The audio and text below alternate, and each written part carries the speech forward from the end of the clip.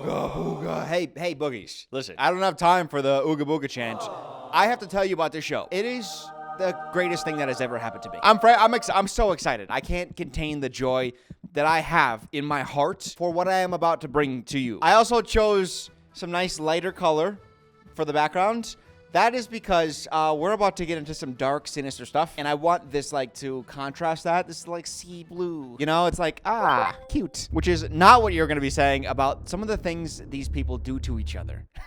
I've made videos on Love is Blind, on Perfect Match, Love Island, on and on. And one thing that I've consistently said in those videos, if you've watched, is that the shows could be way more horrible to the contestants. Did they listen to me?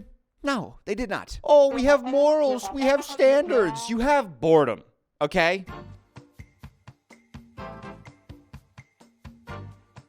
You're welcome. But here comes Temptation Island. They said, hey, Dylan, I am going to give you everything you've ever wanted. And I'm going to be honest, I think it is probably even crueler than anything I could have dreamed of. I love it. This is how you do a reality television show for psychopaths. This show is everything I've ever asked for in a reality television show. They have a buffet of sexy options to cheat with, separating the couples and then forcing them to watch inflammatory clips of each other, allowing no communication, leaving you vulnerable and emotionally charged with your only source of consolation, a harem of men and women. As I'm saying this, I can't believe this show exists. I can't believe they did this. Now, I believe Temptation Island, this is like a reboot of the show because it first aired in like the early 2000s, 2002 or something like that. But I wouldn't know much about that. I wasn't born yet. And also, I'm not here to give you a history lesson. What do I look like, a school? Do I have scam written on my forehead? No, I don't. I'm here just to take you through 10 episodes of some of the craziest television I've seen in some time. Here is the premise. 4 couples come to this island. All of these people have been in relationships for between 1 to 3.5 years. They are couples that have dealt with jealousy, infidelity. I'm going to be referring to these 4 core couples as the core 4, or separately the core 4 girls and the core 4 guys, right? The stated goal of the show is they are trying to bring temptation to your door, and you can resist that temptation, both of you, then you're going to be fine out in the real world. That's their logic. Because they're going to throw 12 hotties in front of you. And if you don't cheat at all, then you're going to be fine. And if you do cheat, then, hey, we got some spicy TV. 4 couples. And I'm going to let you know now, one of these couples has a super sweet and nice little romance that ends with just a beautiful bow tied on the relationship. Good for them. The other 3 are varying forms of degeneracy. The worst of which will have your jaw on the floor from his sheer gall. It's so good. I can't wait. Let's start with Grant and Ashley. This seems nuts, and people are probably wondering what the hell we're doing, and I feel the same way. I had a hard time taking Grant seriously from the beginning because he looks like a frat boy drawn in the Beavis and Butthead universe. How does a real person look like him? He just walks among us, and we allow it. Not that we should do anything about it. I'm just saying, like, if I saw him, I'd be like, hey, bro, can I get a photo? You don't come across someone that looks like you every day. You know what I mean? I wrote quick shorthand notes as I was watching through just so I could reference later my thoughts as I was going through the show. Grant and Ashley are the first couple that were shown. And my first words after seeing him, I wrote, first guy, easy cheater, guarantee.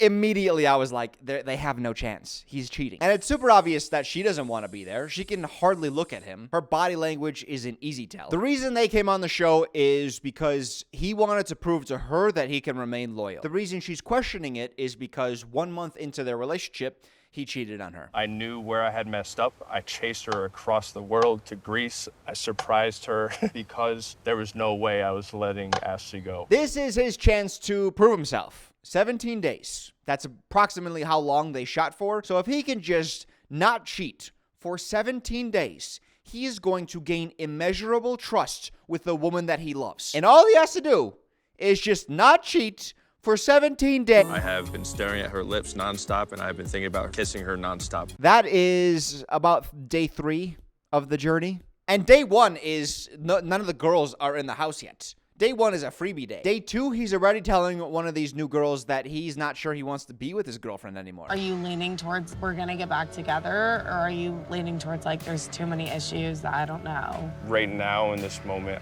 I'm teeter-tottering in the middle. Unfortunately for him, the show has a little bonfire scene, which is like the famous part of the show where they all sit around the bonfire and watch clips of their partners saying and doing horrible things.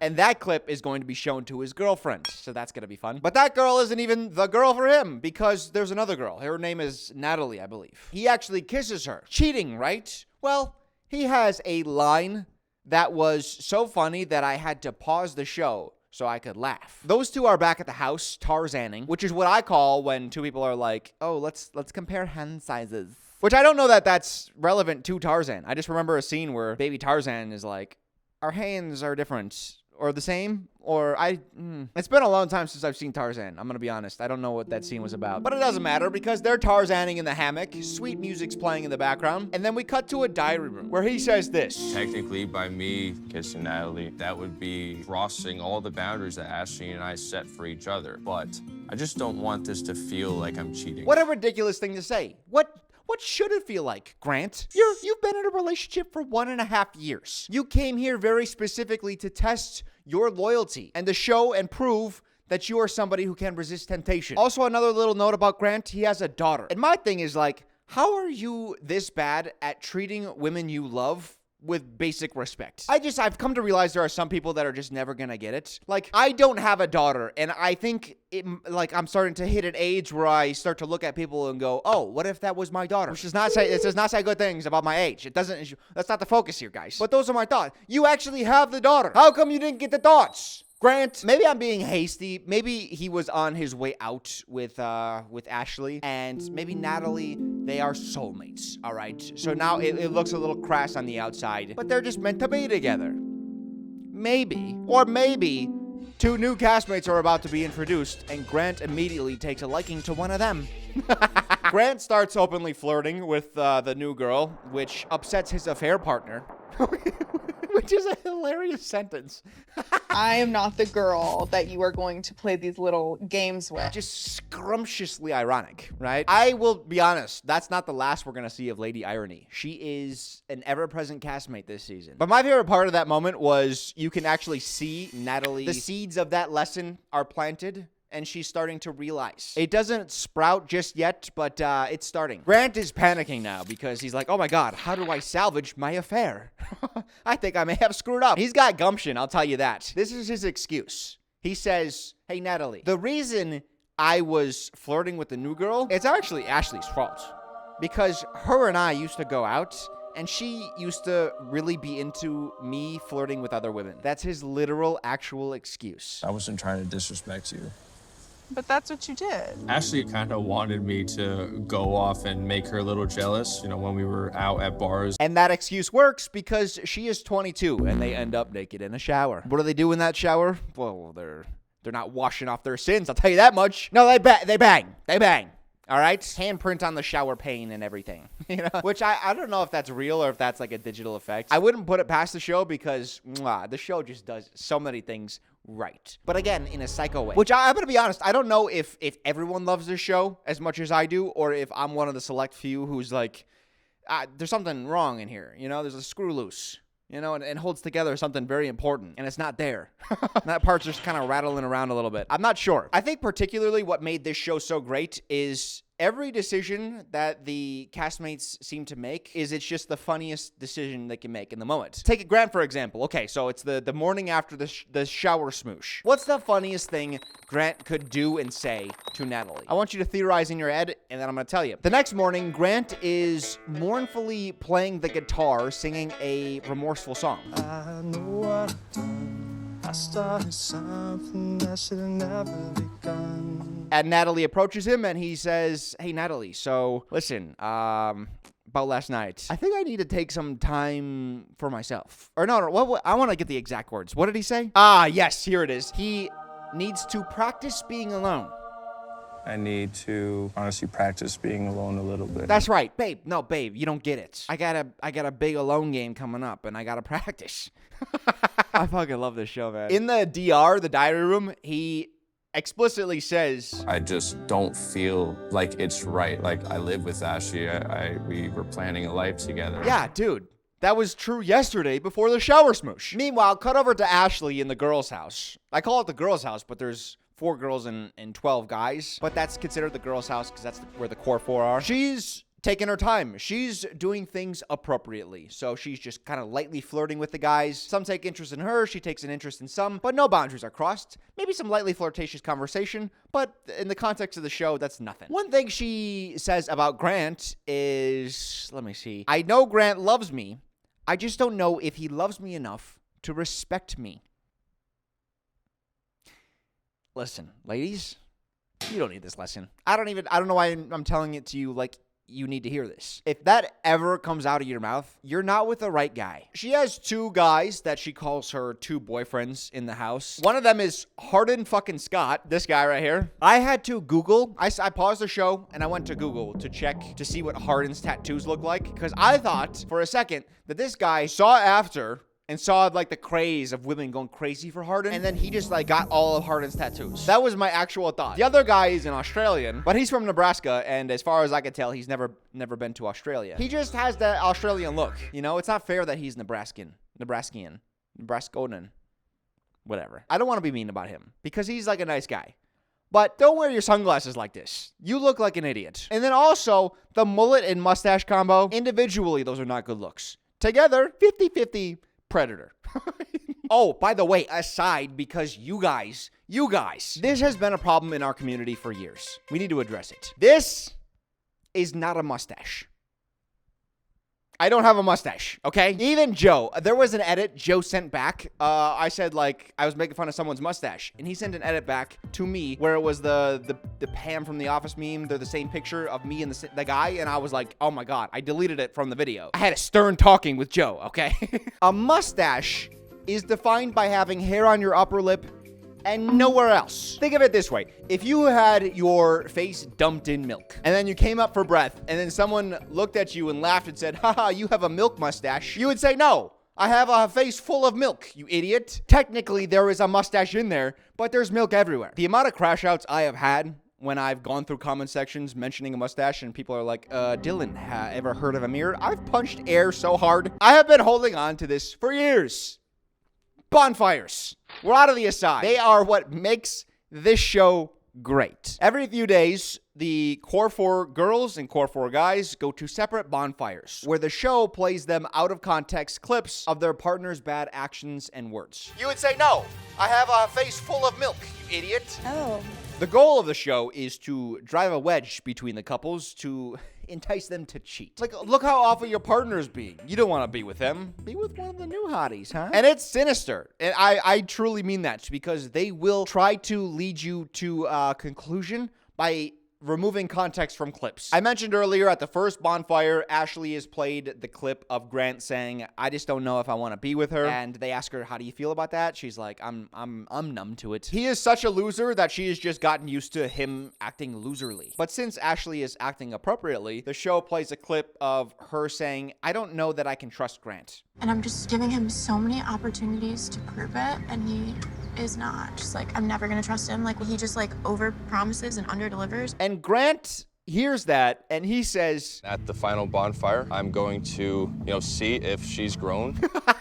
That's so funny because even the host is like, that's what you're taking away? That she needs to change. So much of this language you just had was she. The next bonfire that they do is the bonfire where she sees the kiss and then also the shower smoosh. The clip that he sees is another conversation she's having where she says, why would the universe saddle me with this piece of garbage guy? Which is funny. Not for him, obviously. He does not take kindly to that for some reason. See, Grant is upset with Ashley because she won't get over the cheating he did at the start of their relationship. I am not a bad guy. I am a good father. I'm a good man. I have good intentions. I have a big heart. I have a lot of love to give. I have so much to give. You don't understand. Like, I have so much love in me. It's too much for one person. I gotta give it out to multiple women. If I don't, I'll just overflow and drown. Yeah, is that what you want? You want me to drown? Also, it's funny that he's like, oh, she won't get over my cheating. That's been an issue in our relationship. He's saying that after having cheated. Again, there's just no self-reflection to this guy.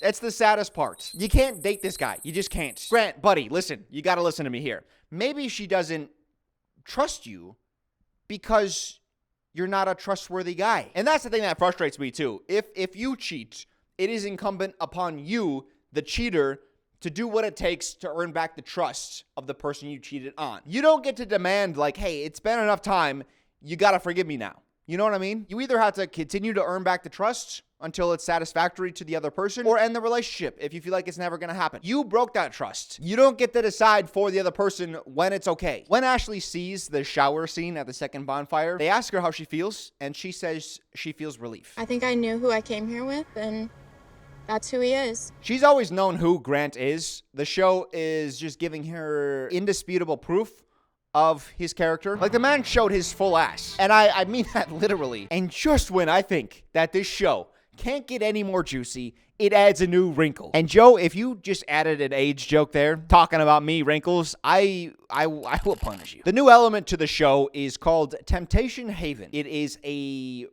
tent that doesn't have any cameras in it. It's kind of nice. You can kind of get away with anything you want in the tent. However, you're still wearing microphones, so they're still capturing audio. But then also, if you go in the tent, a light goes off at the other house. So if a guy goes in the tent, a light at the girl's house goes off. When this was being explained, I was imagining kind of like an NBA challenge light. I just know Joe's British ass doesn't know what that is. I'm not going to help him either. Joe, I want you to put on screen what you think an NBA challenge light is, okay?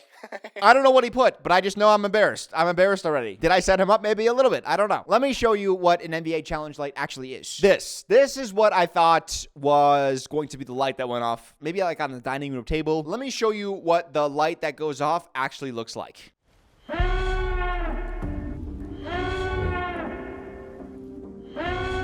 Floodlights that pulse. That is insane. The psychological damage that would do, because they're not allowed to find out who went into the tent. So all four of the women are thinking like, oh God, which one went in? And the show just lets them stew in that anxiety and fear. This shit is psychotic. Do you see why I love the show? The first one that went into the temptation tent, or whatever it was called? Yup, that's right, it was Grant. Smooshing in the shower was not enough for him. Now let's do it on a communal mattress, which to be fair, Grant's the first one in, right? So it's like, it's the most hygienic time to go if you're gonna go. Actually, no, he wasn't the first one in. No, he wasn't the first one in. But the first one in, they say they just kissed. Don't worry, we'll cover who went in first in a little bit. The next day, the girls, after a night of paranoia, fear, anxiety, they're not doing so well. But they're there for each other. You know, they're keeping a brave face. And then all of a sudden, we're at the guy's house, Core 4 guy's house. They're just having a fun night. And all of a sudden, the lights go off. Now the guys are losing it. What the fuck? Selfishly, I'm hoping it's not Ashley, you know? Oh, no. It's an evil world we live in, bro. It's an evil world. I want you to remember that clip that just played, because the gumption that guy had to say that is astounding.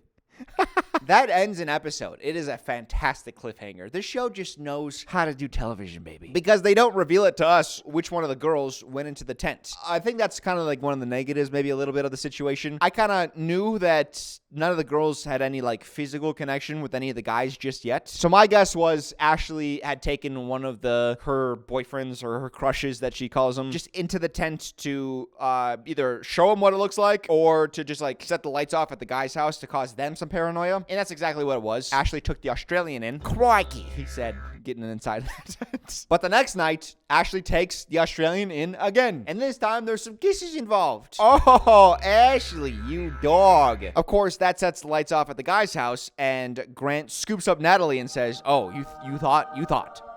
And they smoosh. So not only did Grant set this chain of events off, but he also went way further than Ashley. But I promise you, when Grant looks back at this, he's gonna think that Ashley is just as culpable as he is. And again, just like when he played the guitar in the hammock, the next morning, this is Grant in the diary room. If she could really let go of that resentment, if she's willing to put in that work, I'd marry Ashley one day. I'm just wondering if Ashley and I are gonna make it out of here. I'm gonna be honest, big fella. I don't have a good feeling about that. At the next bonfire, of course, Grant is shown Ashley going into the tent with the Australian, and another guy pats him on the back reassuringly. This is what I wrote down. Shorthand, Grant get pat on back. Dude's an idiot? No pats! What I was trying to say is it's great to have your friends back, but that only goes up to a point. If you dig yourself deeply into a hole and say, hey, I'm stuck, I'm not gonna be responsible for pulling you back out of that hole. I want nothing to do with that hole. We're closing in on the end of their journey and relationship. The show does a great job of having MOIs. I call them moments of interest. These are moments specifically where the show it's going to air whatever happens. For example, this MOI is the castmates, all the core fours. They're allowed to send a 30-second video message to their partner if they so choose. Grant makes a video that Ashley watches. He says that he forgives her for how she talks about him. I've only focused on your feelings and have neglected my own. But I forgive you. Finally, I forgive myself. And he leaves the door open for reconciliation. Which is disrespectful to two different women, which is just, it's an incredible feat, really, if you think about it. Ashley, for her part, she does not send him a message. Empty box. And he is heartbroken by this. Now, at the very final bonfire, all the couples they come back together for the first time in a couple weeks. They're made to sit down face to face and talk about their feelings and their relationship. And they can choose at that point, do they want to leave together? Do they want to leave alone? Or do they want to leave with someone new? These two come face to face. There's tension. It's awkward. And another thing the show allows is they both get a monologue, essentially. They can't be interrupted. Grant tells her that he forgives her, but more importantly, forgives himself for cheating. Which I think is exactly what she was waiting to hear. And then she says this. The objective of us coming here was for you to prove that I could trust you, and then railing some girl in the bathroom. And this. You're a serial cheater. You're gonna sit here and act like I don't know you cheated in every relationship you've been in. Grant's decision, he decides to leave alone. Then the question is posed to Ashley. You want to leave with Grant, alone, or with someone else? And she says, I'm gonna leave the island with the new connection I made. And Grant is like, oh my God, how could you do this to me? There is more to their story. I looked up what happened to each of the couples after they left the show. I still haven't processed what happened. But I'm going to share it with you at the very end with all the couples. But let's switch to another couple, Taylor and Tyler. And what I love about this season is they cast 4 different couples that had different issues in their relationship. Some of the themes overlap, but the specific issues, they vary depending on the couple. So that means that the problems that manifest are unique to each. The big issue in Taylor and Tyler's relationship is he used to be in medical sales, but he quit that job to pursue modeling. Tyler cheated early on in their relationship. They've been together for 2.5 years. I do want to specifically say it was a kiss that he cheated with, which is still cheating, but, you know, there's levels to this. And he wants to use this opportunity to figure out if they should either continue the relationship or call it quits. I'm lucky to have this experience for her to loosen the reins and let me adventure a little bit. You know, do I need to stand up and say, okay, do we need to walk away or keep fighting? So immediately, after hearing that, I'm like, okay, they're done. If you're coming to Temptation Island with a brittle relationship, there's no chance it lasts. This isn't couples counseling. The girl that he takes an interest in her name is Kay, and I had a terrible impression of her. I don't know, something about this clip, just like, I don't know. I got like a big ick. You work out? Am I doing it right? What's this for? What was it about that made me go, ugh? At their very first bonfire, Tyler sees a clip of Taylor saying it frustrates her that he won't put the toilet seat down. He's shaken by this. It's kind of funny. The thing is like the toilet seat. Like, you're a man, put the toilet seat down. Does he not put it down? No. Like, obviously there's deeper things going on, but that's like the big thing of their, you know, the first bonfire clip. She also does mention him not having a job, which clearly is a contentious part of their feuding recently. He quit a high-paying career path and is now doing more freelance path that, you know, who knows, there's no job security in that. And if you want to settle down, get married, it kind of throws a wrench in those plans. But still, it's the toilet seat comment that really hits him. And he's ready to break up, like literally. It's day 2. I'm just honestly wanting to kind of walk away right now. I'm trusting this process, and I'm trusting that y'all gonna help me through this. Trusting Temptation Island to help you through this. Dog. All they're gonna do is throw hotties in bikinis at you while showing you clips of your girlfriend bad-mouthing you. What kind of help did you think they were going to provide you? Meanwhile, Taylor sees clips of him getting danced on during a flirty game everyone's playing. This hurts her, so she goes back to the house to vent to the guys. She says that Tyler has bitch tendencies. Verbatim. Do you think your man's an immature, sensitive man? Tyler has bitch tendencies. Listen, I know emotions are high in this moment, but damn, he's not the guy for you, clearly. I think most girls want somebody who is somewhat sensitive, somewhat in touch with their feelings, but not her. And you know what? That's all right. I thought this was funny too because there was a guy later on who who she picks for a date. In fact, I think it's the guy that she says the bitch tendencies line to. And as they're on their date, he's like, I would never bring my girl to this show. I'm a jealous guy. When that's my woman, that's my woman. And I'm thinking, oh God, she's eating this up. That's what she wants. A dominant man, dominant traits. And then we cut to the diary room and she's saying, He's super dominant, super assertive. I definitely feel like it's a red flag. so we don't want the dominant guy. And we don't want the sensitive guy. We're starting to run low on types of guy. I don't know if she clocked this mentally or not. I love the response that he gave her when she said the bitch tendencies line. Tyler has bitch tendencies. Like, I'm just calling it like I see it, and I was like...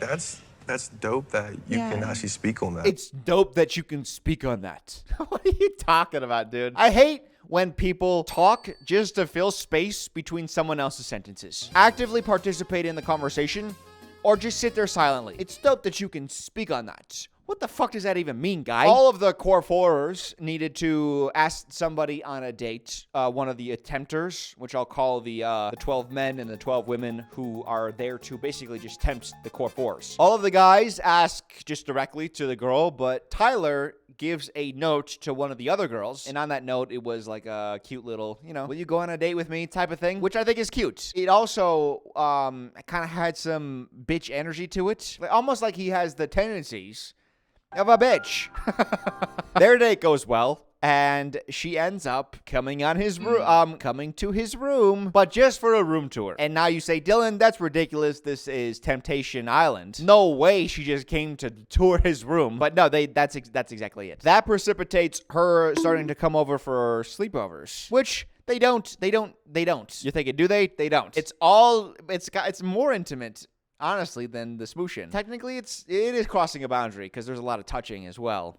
Not touching, but, just kind of intimate couple type touching. Not like that. You get what I'm saying?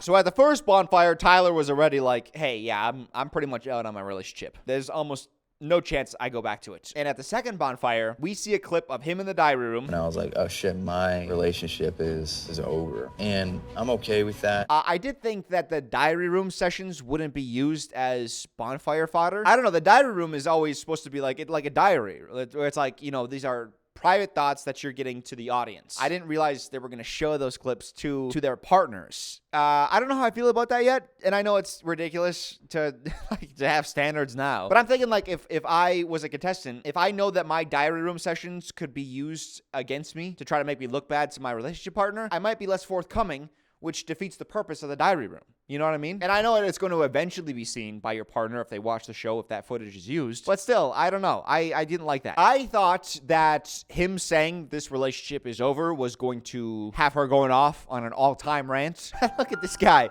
Bitch-ass tendencies. Who was right? Me. Instead, she says this. I want this relationship so bad to work. I feel broken.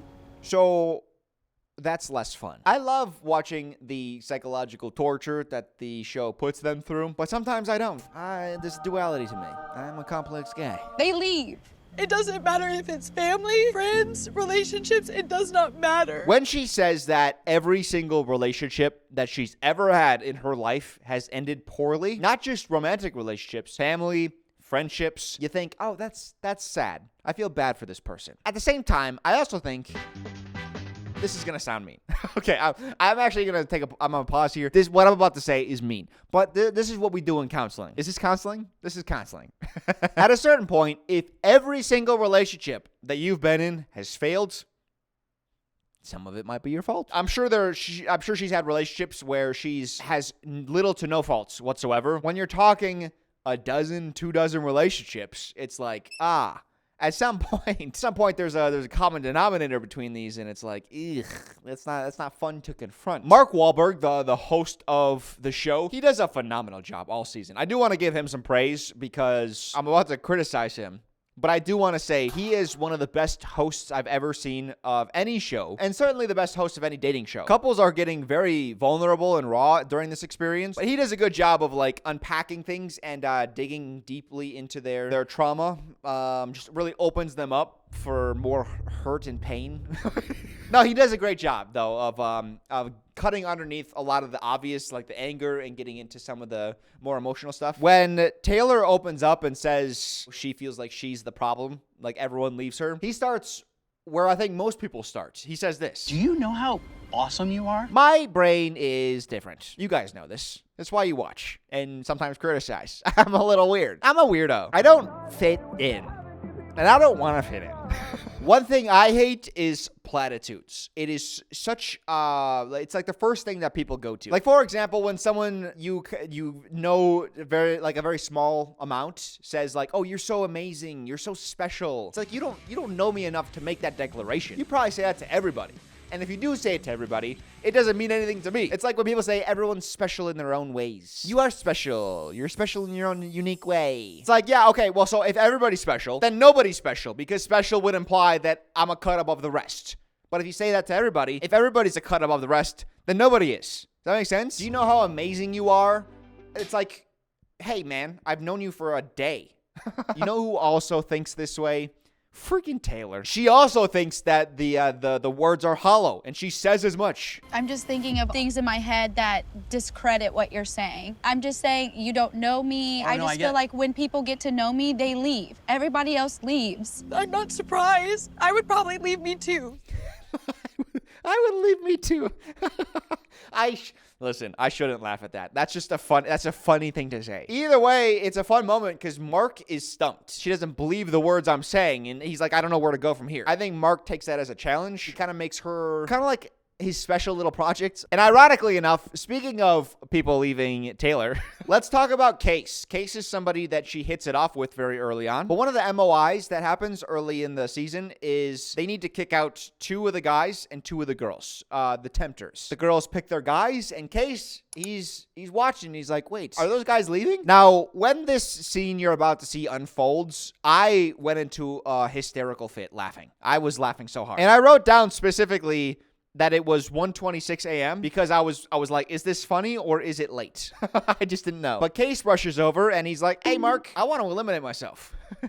Would just like to join because I'd like to eliminate myself. And I was like, you can just leave. You didn't have to leave during a ceremony. You could just get your stuff and fucking go. Also, like his energy. He's so giddy about it. I want you to listen to something Mark says. Listen to what he says here. I got no problem with that, so I'm going to honor your request to leave. You know what? I thought about it. And I will honor your request to leave.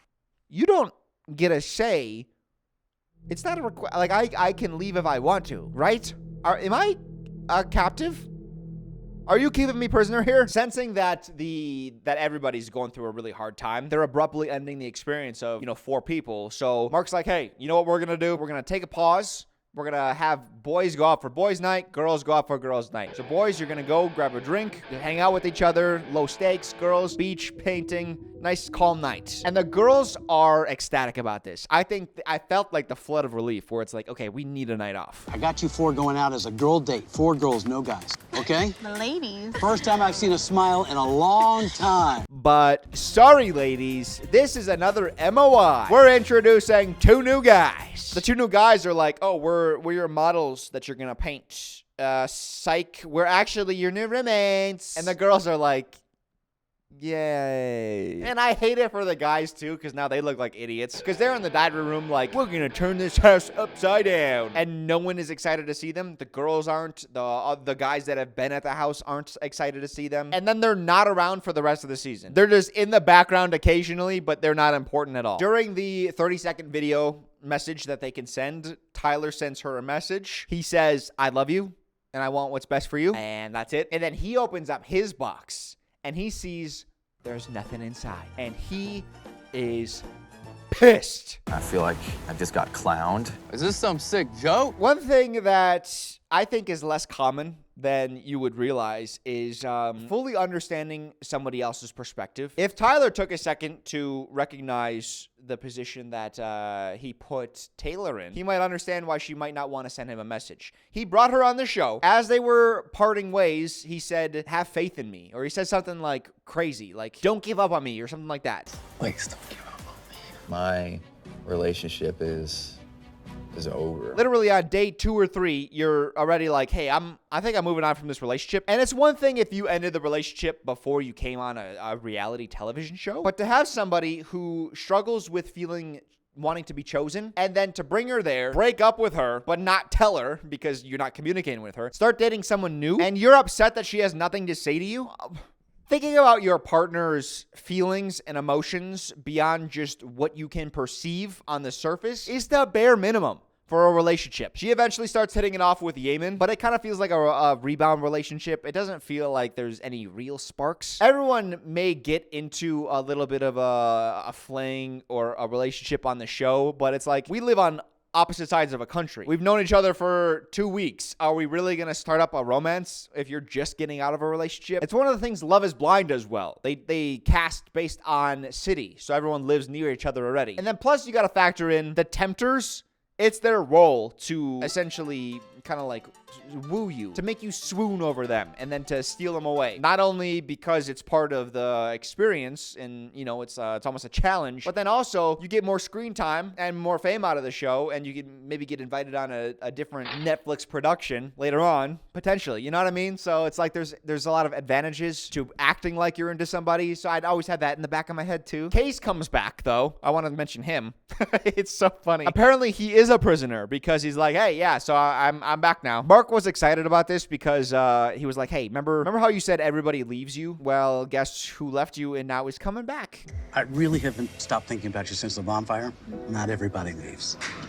Thank you. It's kind of too late in the experience. Like all the meaningful relationships she was going to have built, she's built them already, and he's been gone for them. So it's like, hey, I'm so glad you're back. And then that's pretty much where it ends. Taylor and Tyler's final bonfire. They come face to face. There was a moment during the final bonfire where Mark compliments one of Tyler's answers and responses. Maybe I'm wrong about this, but I think I saw Tyler suppressing some like deep satisfaction, some deep joy perhaps at being praised by somebody who's like an authority figure. Tyler does go on to talk about like why he quit his job to pursue modeling. It was like he felt like he was always on a single track that he was put on. He didn't want to be on that track, and he wanted to explore himself and life a little bit more than the single track he's been on. So reading way too deeply into who he is as a person than the information I have available, I think he just wants to have somebody be proud of him and the choices he makes and the man he is. I think that's what it is. He always tries to present himself in a very specific way.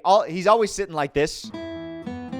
Very measured. His responses are always very good. And I don't want it to make it seem like it's false. However, it's always very measured. And that's not how she operates at all. So for her monologue, she's going to tell him how she feels. She pulls out, she's written it down. And at one point, she says, unironically, You played me, and more important, you played yourself. You played me? But really, you played yourself.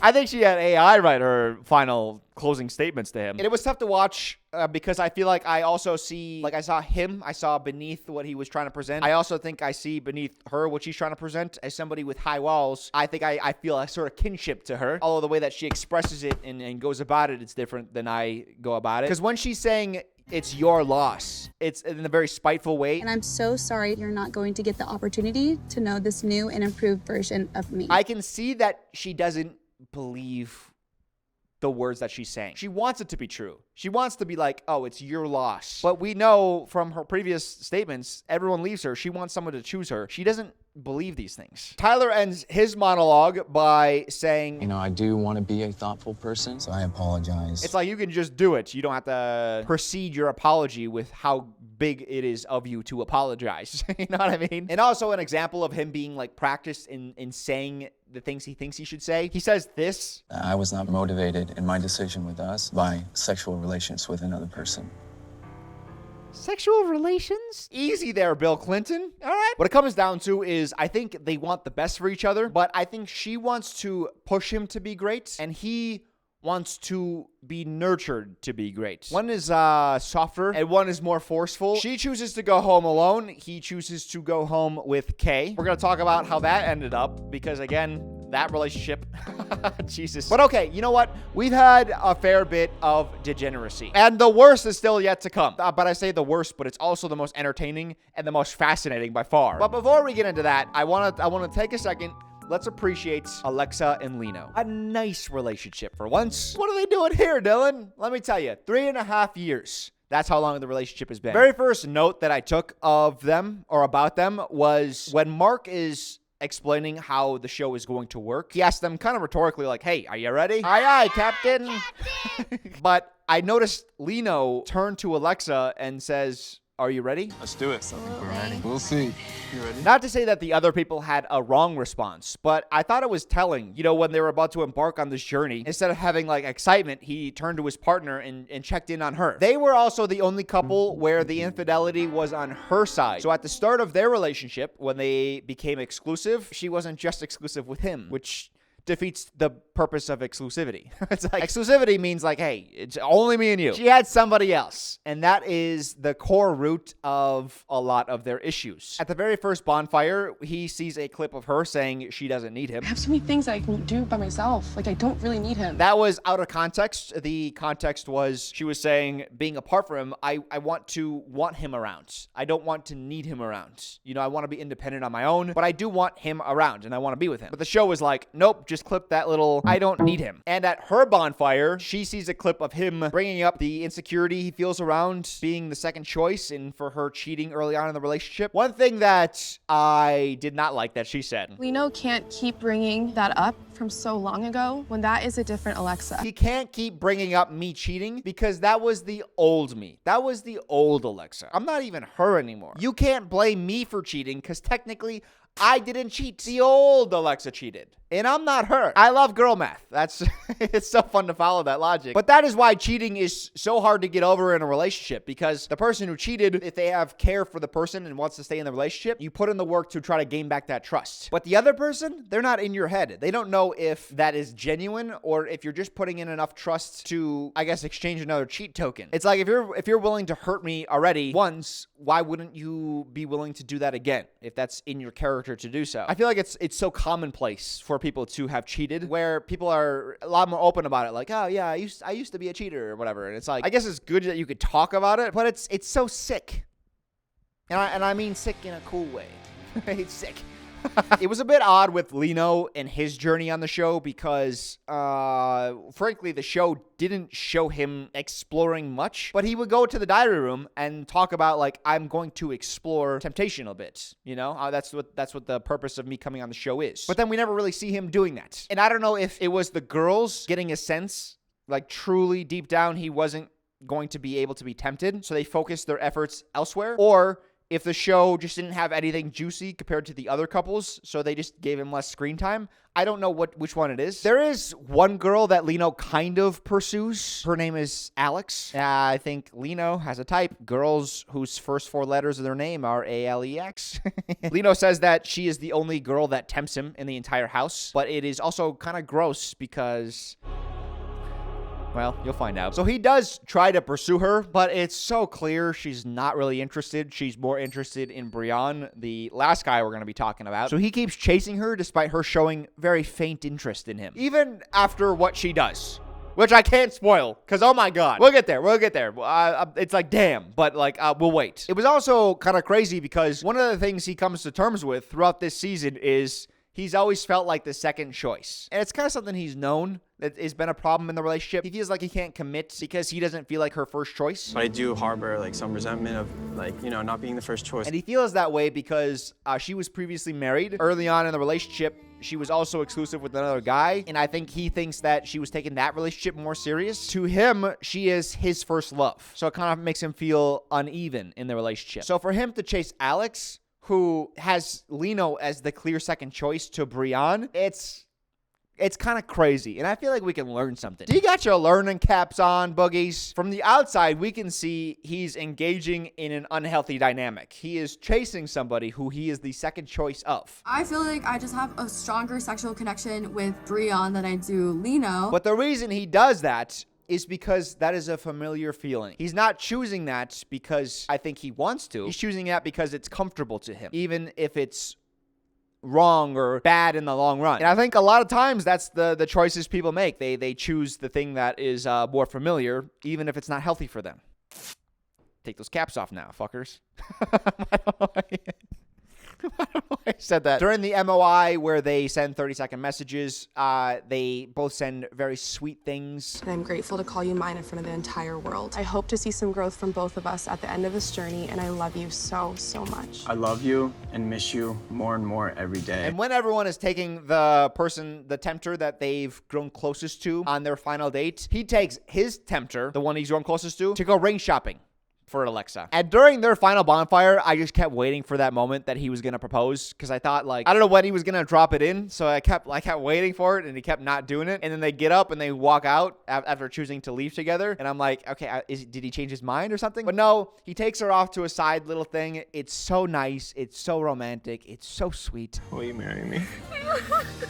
It's probably the correct formula for the show, where it's 75% degeneracy, 25% wholesome love. Oh, one other thing I wanted to point out about their relationship. On day one, when they were talking to Mark, and I guess being introduced to us in episode 1, Mark asked each couple what their boundaries are. Like what is allowed, what's not allowed, what's crossing the line. And each couple had a specific answer for what they are allowed and not allowed to do. But with Alexa and Lino, they had not talked about it. We actually didn't make any rules. We came to a decision that it would be better to fully immerse ourselves. Now, I think most people think, oh, that's risky, because it's like, oh, well, if one of them crossed the boundaries, they could say, you know, they have plausible deniability where they are like, you know what, I didn't know that was not allowed or whatever. But when you actually have a strong foundation of a relationship and you're both on the same page and you want to respect each other, you don't need to talk about what is disrespectful, because you're considering the other person always. So they didn't need to discuss it because they have love and care for each other,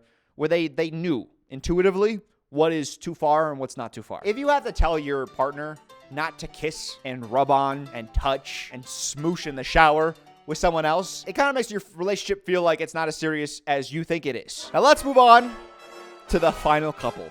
I need you guys to really strap in. You are going to be on the floor. This is the craziest journey you're going to be on. BRION and SHANTE. They have been together for 1 year. They met when she was seeking financial advice and got, through a mutual friend, introduced to BRION. And later that night, she wound up in his bed. Great financial strategy.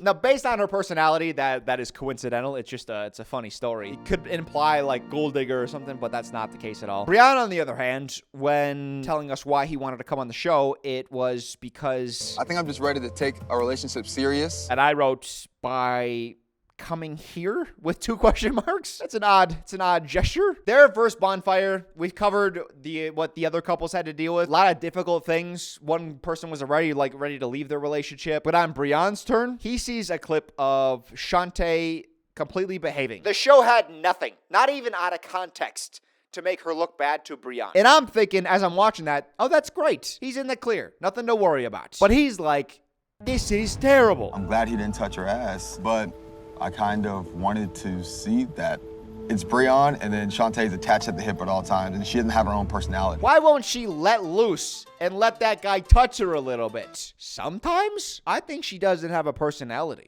I was shell-shocked. She didn't give in to temptation. And he's like, what's wrong with this girl?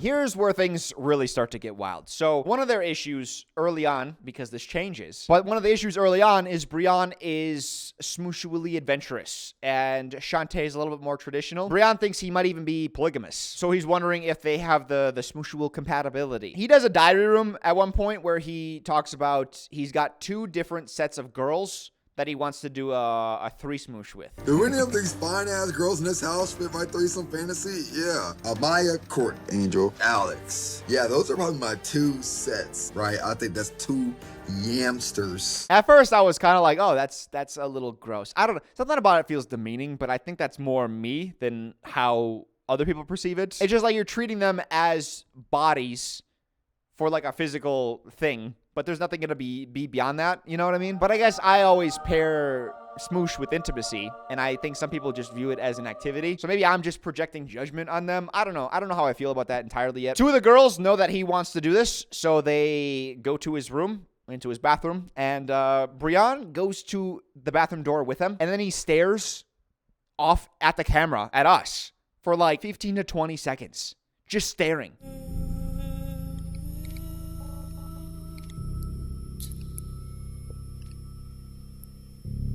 And it's like in black and white. It's like the night vision. And it feels so ominous and creepy. And then he goes in and he closes the door. Now, this was the night that the temptation tent was introduced. Someone else entered the tent. I think it was Tyler and Kay. He was the first person to enter the tent. They just kissed, so they say. But that set the lights off at the girl's house. And Shante started crying. I can't do this shit.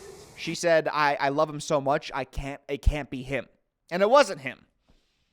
Because he was too busy in the bathroom smooshing 2 girls at once. He's too busy to be in the backyard in the tent. Does that make you feel better, Shante? It wasn't him. Don't worry. Their 3 smoosh literally lasts all night. To the point where he comes out of the bathroom and he's like, oh my God, is it morning? No, burners are turkey. What you said correct. That's a crazy thing to say. Is that the sunrise? Crazy. No, I take that back. I don't want to call it crazy just yet because we are just starting this journey. You would think that this is the climax. Well, no, hold on. Let me actually not use the word climax after they were just... Because we heard the sounds. Like, the show played some of the sounds. They tried to muffle it under some soft song, you know, so it's not as... you know, dirty and gross. But we heard the noises. We know what they did in there. But what I was saying is usually this is the bomb. But no, this is just the lit fuse. Next morning, does he have any remorse? Not an ounce of it. He's the anti-Grant. Grant feels so bad he's got to play guitar in the hammock. Brion, he goes to the diary room and is like, hey, I don't regret this even one bit. But no, I didn't think I'd wake up with any regret or anything, and I don't. I think women respect honesty and being true to yourself. Ladies, that is what you don't understand about being with a man. It would be disrespectful to not engage in the 3 smoosh. Okay? So you want me to reject my desires. You want to date a liar. That's what you want. You want to date somebody who's not true to himself. Cool. The next day, he has to choose somebody to go on a date with, and I'm thinking, okay, so we got the 2 girls he just 3 smooshed with. He's gonna choose one of them, so eeny, meeny, miny, yeah, how about that girl over there? Her name is Angel. Fun. A religious tie-in. Speaking of religious, while they're on their dates, and by date, I mean they go secluded and he oils her up and massages her. Just a weird date. But anyways, she asked what his deal breakers are, and he said that he's only looking for a good Christian woman. And Angel is like, didn't you just smoosh with 2 other girls the night before? Cheating on your girlfriend? So when was your last threesome? Huh? When was your last threesome? She kills the mood entirely, which good for her. The fact that she even endured that. If somebody asked me on a date and I know those hands just touched so much other stuff last night, I would be like, hey, I don't, maybe not. Maybe like an air massage. Next bonfire, it's his turn. Let's see what Shantae's been saying about him. Maybe she's engaging in something inappropriate. Let's get some get back. The clip plays. BRION, you ready? Yeah, let's do it. What? She's stressing about me. Oh no. I'm so glad and I genuinely don't think you would do that to me. Twist show. This show. I can't believe they did that. That was the first clip. All the other clips are always impropriety. It's always somebody saying something wrong or doing something wrong. They're trying to evoke guilt out of BRION. She was crying at the thought of him getting intimate with another woman. Don't worry, Shante. He did not get intimate with another woman. He got intimate with 2. No, burners are turkey. As for Shante, she's about to find out about the 3 smoosh. She didn't know about it previously. We're at that bonfire. Now, Mark does a good job as the host of not giving away any clues as to what's going to be in the clips. Even if it's going to be something bad, he's just like, hey, let's fire it up. Let's see what we got. But this is the one and only time where before the clip plays, he's like, hey, just letting you know before we see what happens, we're all going to be okay. We're going to get through this together. All right, now let's play this horrible clip. Whatever it is, we can handle together.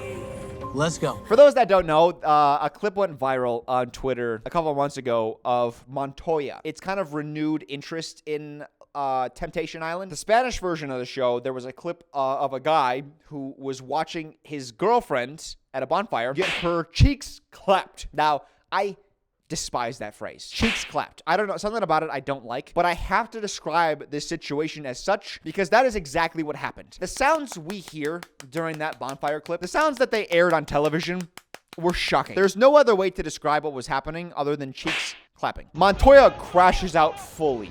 He takes off down the beach, running through wet sand all the way to their house, which, again, they're supposed to be separated. They're not allowed to see each other. He starts shouting out in their backyard. He's like being wrangled up. She hears him mid-smoosh and like runs out to him. It's a crazy situation. I think that they wanted their Montoya moment. They wanted to show that to Shante and for her to flip. They want a big drama crazy. But then when Mark asks Shante, how do you feel?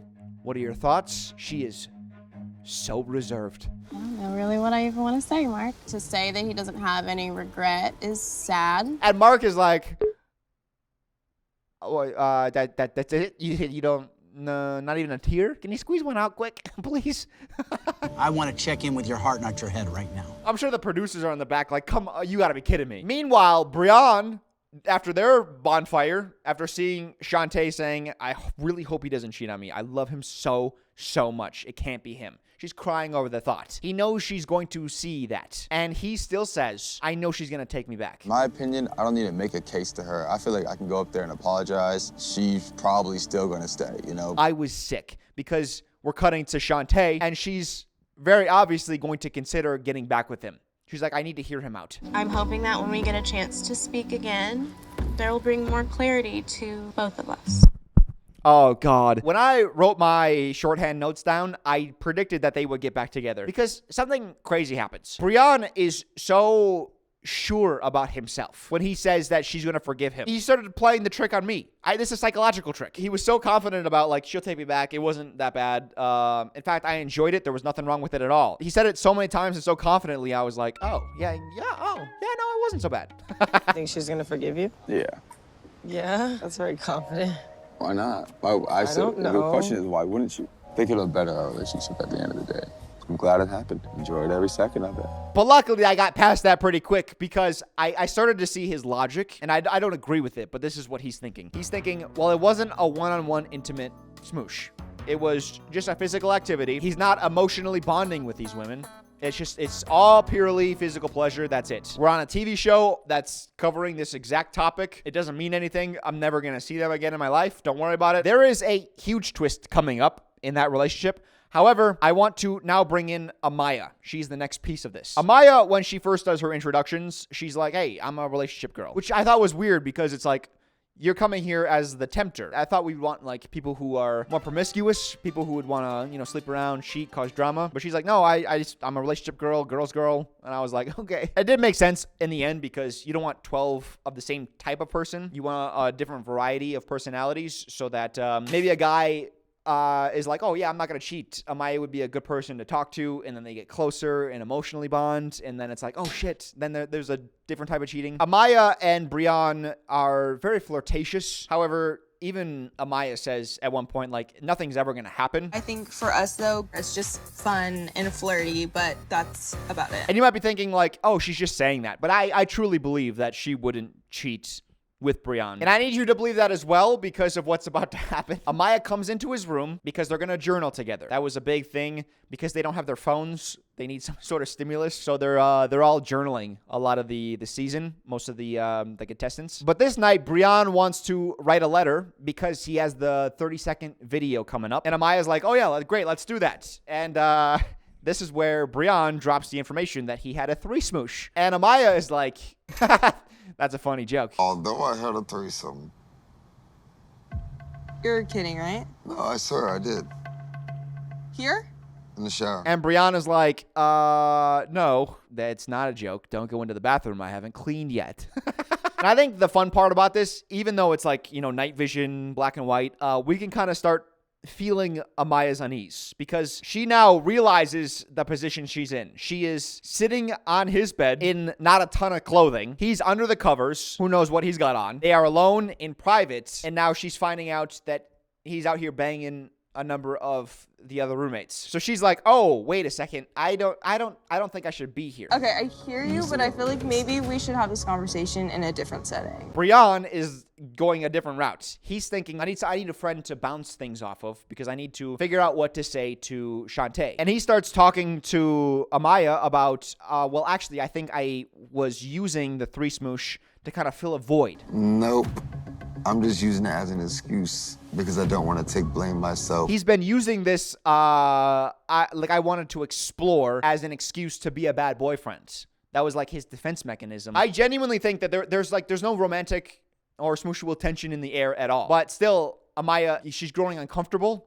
Don't blame her at all. But there was a point where BRION kind of leans in to, I guess, ramp up into more of his thoughts and start talking about like his feelings and stuff. And Amaya is immediately taken aback, and she's like, let's talk maybe another day in a different setting. And he's like, why? No, let's talk about this now. You can't be like, I'm here, and then not let people just talk to you, right? So she's feeling uncomfortable because of the setting and the information she just found out. And he is feeling like he's trying to open up to her and she's rejecting him. That's how he's thinking of it and feeling. And the fun part about this is I genuinely believe both people they're being both really genuine in this moment. Because BRION, you could see in the past couple of days, his demeanor and his energy is changing as he's kind of reflecting and thinking about his life and the walls he's put up. Amaya, though, uncomfortable, she leaves. As she's leaving, BRION says, like, you're fucking weird, something like that. And she's like, excuse me? Sorry? I was like, people are weird. Whatever, BRION. And it's just like really awkward, a lot of tension, and that's the end of their night. But we have another MOI. So remember when they had to kick out 2 people at the start? Late in the season, they have to eliminate some more people, but it's now framed as we're not kicking people out, we're choosing who to keep. Tell us who the first person is you'd like to keep here in the house. Which is the same thing. So all members of the core 4 have to choose 2 people to keep. BRION's first pick, Angel. Both of his 3 smoosh partners were available, but you know, the girl he took on a date who wasn't interested in him, yeah, pick her. His second pick, he introduces her as his arch nemesis, Amaya. Looking back now, I realize why he made the decision to not pick either of the 3 smoosh partners. While I was watching it, I was flabbergasted. And I was like, oh God, if I was one of those 2 girls, I would feel so disrespected. Like maybe it was just like fun pleasure, but I engaged in that with you and you're not even going to keep me in the house. I have to leave now. So the guy I gave it up to is choosing 2 different women over me that he has a somewhat contentious relationship with. I'm not even above them. I would feel like the biggest idiot. He was only interested in your bodies, not you as an individual. That's harsh. I really thought that me and BRION had something going. It's clear now that I guess we didn't. I should say, though, Alex does get picked by Grant. Grant has Natalie. I don't know why he picked Alex to stay. I don't know if it was knowing that she was sleeping with the contestants, so he's like, maybe I'll keep her in the house or something develops there. Maybe he wanted to keep her there because she was just drama. She was going to cause drama with other people. Maybe he kept her there because they were friends or something. They got along. I don't know. We don't know. But she gets to stay. And this is where LINO continues to pursue Alex. After the 3 smoosh, after being rejected by BRION, he then picks her to go on a date with. And I'm like, oh God, where is the self-respect, my guy? Not only did she not choose you, and she's showing you that she's really not interested in you, but she's also smooshing other people in the same house, one of your other roommates. And you're still gonna If we do look at who the 2 women BRION picked, though, it was Angel, who he had the contentious date with, and Amaya, who he had the contentious talk with. I thought part of it was like he likes a challenge. He doesn't like when things are easy. But we're gonna go back to SHANTE for a bit. I do feel like I'm focusing more on the guys in this season, but that's because the guys are doing all the fucking up, which is funny. But SHANTE has to deal with the fallout of BRION's actions. Everybody is giving her advice. You can't be with him. The fact that he's going to openly disrespect you, like you just can't stay with someone like that. And every time she hears that, she listens. And she says, yeah, no, it is horrible. You're right. I guess I'm just going to have to wait to hear him out.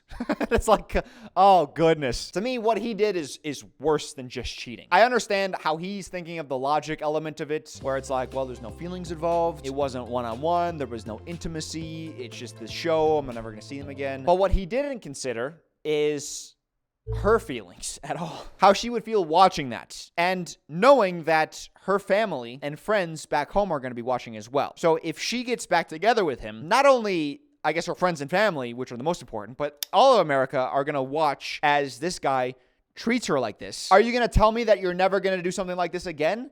That's a hard sell. And it just sends the message, hey, I can treat SHANTE bad, and she's still going to get over it and forgive me. You know, that's not the message you want to send. And then to hear BRION saying, oh, yeah, I enjoyed it. That's all that matters. So who cares? I don't regret it. Last night was a good night, but no, I didn't think I'd wake up with any regret or anything, and I don't. It's like, oh, God, dude. Cut to the last bonfire before the final bonfire. What further degeneracy are you going to show us, Dylan? What more is there? No.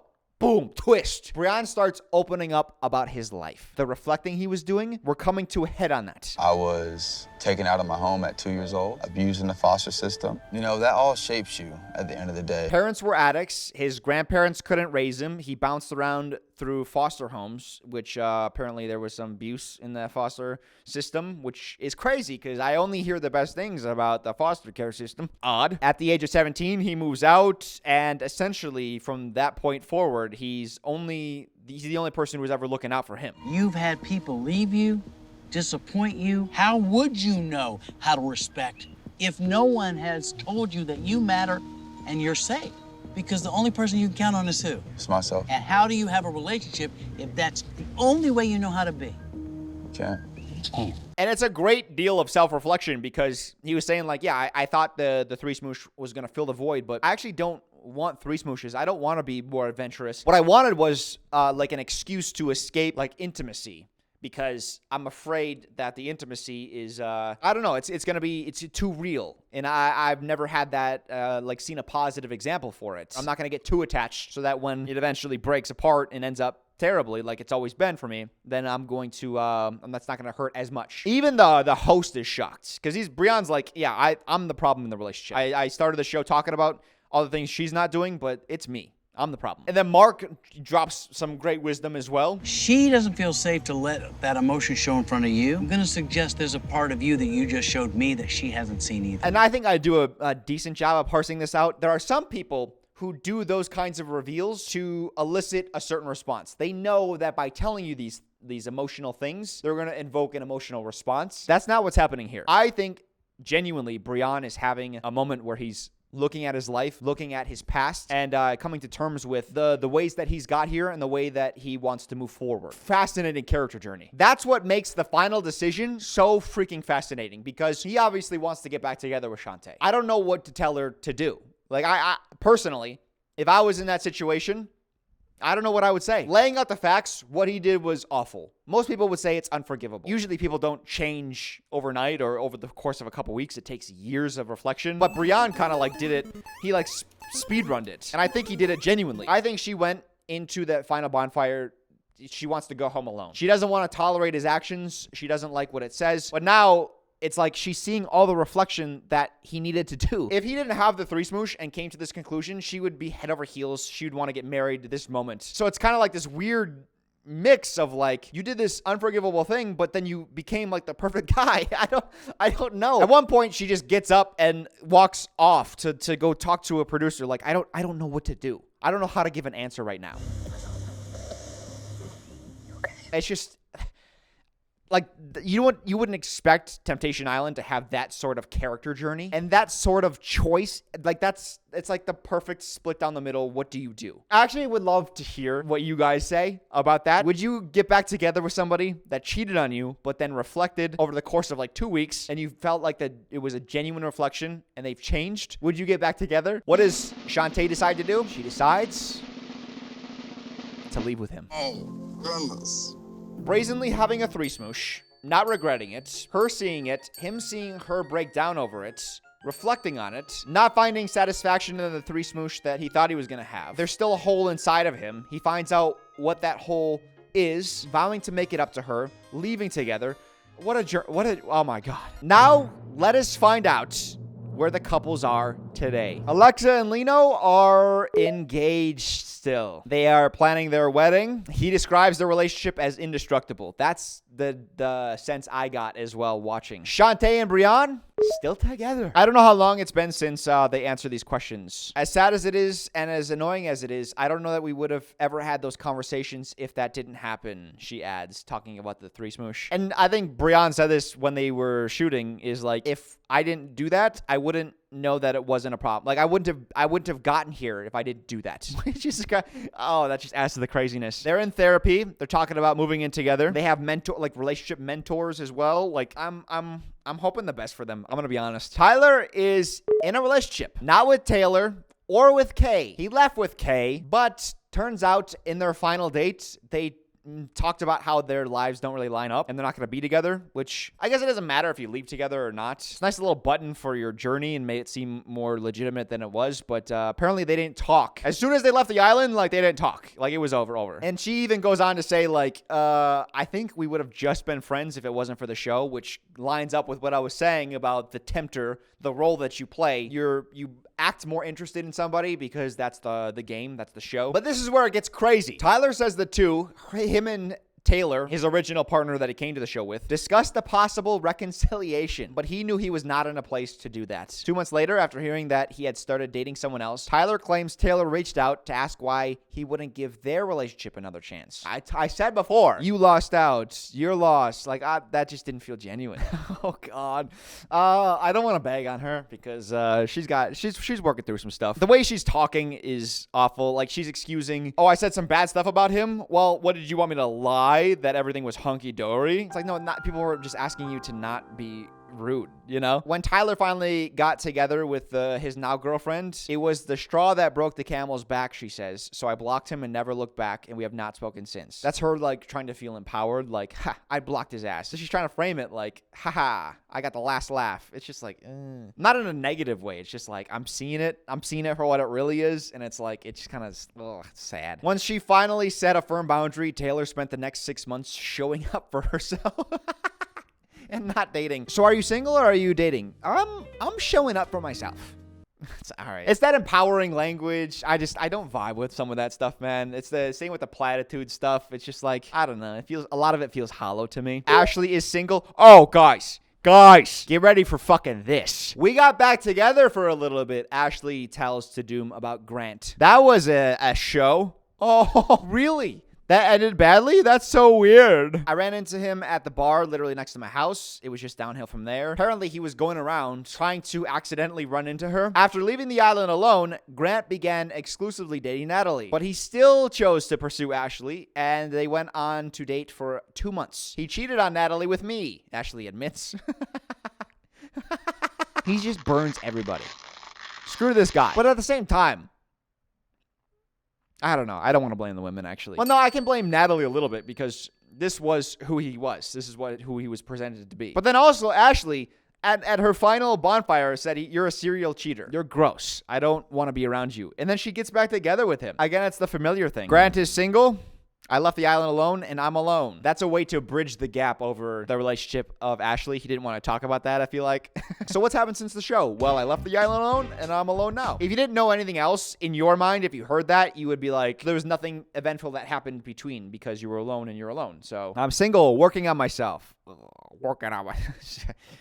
What did Natalie have to say? So Grant chased her down at the airport and made it a whole extravagant thing, which I'm sure you could picture from Grant, and was like, I want to dive into this with you. Let's be exclusive. He ended up getting back together with Ashley, which I was honestly kind of expecting just because he is so back and forth. I'm very straightforward. If you're going to do something disrespectful to me in any way, I'll just never speak to you again. And she didn't.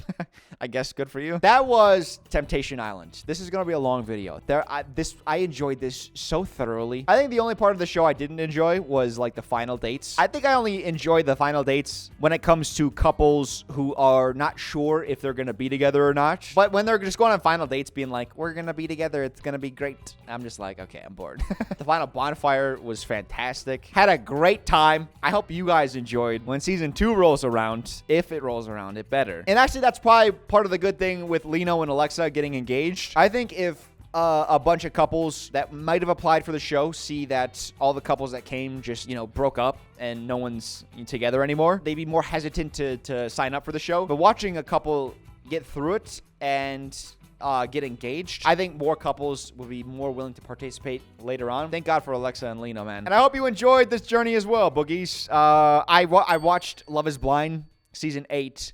I was gonna make a video on that, but I couldn't even finish the season. It was so freaking boring. Even like the villain characters, or the characters that they were trying to make villains, they all had like justifications and stuff, and it was like, okay, that's not fun at all. Normally I end these videos by saying I've washed myself clean, all the horribleness that I feel after finishing a show, but I think at the end of this one, I want to say, you're welcome. All right, buggies. I'll see you guys next time. Bye.